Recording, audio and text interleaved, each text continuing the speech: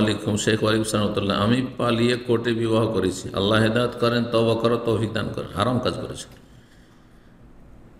বিয়ের দ্বিতীয় দিনে মেয়ের পরিবার আমাদের মেনে নিয়েছে, আল্লাহকে রাজি করেছেন কিনা এটা আগে দেখবেন। আমাদের পরিবার ও তাদের পরিবারের সাথে ভালো একটা সম্পর্ক স্থাপন হয়েছে।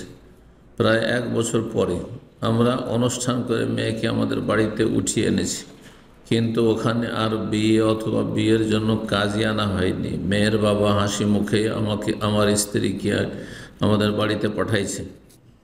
এখন আমি যে আগে মেয়ের পরিবার অনুমতি না নিয়ে বিয়ে করেছি, এখন আমার বিবাহকে শরীয়ত সম্মত? প্রথম কথা, যদি আপনাদের অবৈধ সম্পর্ক, প্রেমের সম্পর্ক হারাম, ব্যভিচার হয়ে থাকে আরও হারাম, স্পর্শ হয়ে থাকে হারাম, আরও যেসব হয়ে থাকে নাজায়েজ, সেগুলির কোনো কিছু যদি হয় সবগুলি হারাম করেছেন, আপনার ওপর আপনার স্ত্রীর তওবা করা ফরজ খালেস অন্তর্ভুক্ত।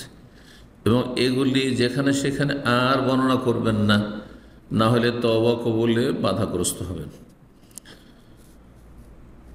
আর তারপরে যে প্রশ্ন করেছেন যে নতুন করে কি বিয়ে পড়াতে হবে, এই ক্ষেত্রে দ্বিমত আছে। একদল বলছেন যে যেহেতু বিয়ে বাতিল হয়েছে, ওলি ছাড়া বিয়ে হয় না, সুতরাং বিয়ে নবায়ন করবেন। সালাফে আহলে হাদিস বেশ কিছু আলেম এই ফতোয়া দিচ্ছেন।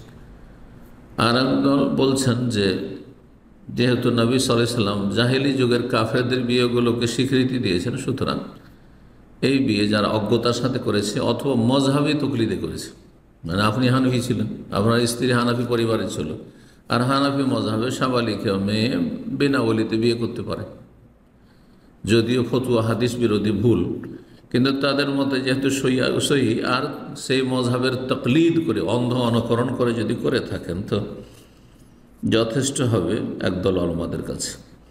সতর্কতামূলক যদি বিয়ে নবায়ন করা হয় তো ভালো। আল্লাহ তাআলা আলাম।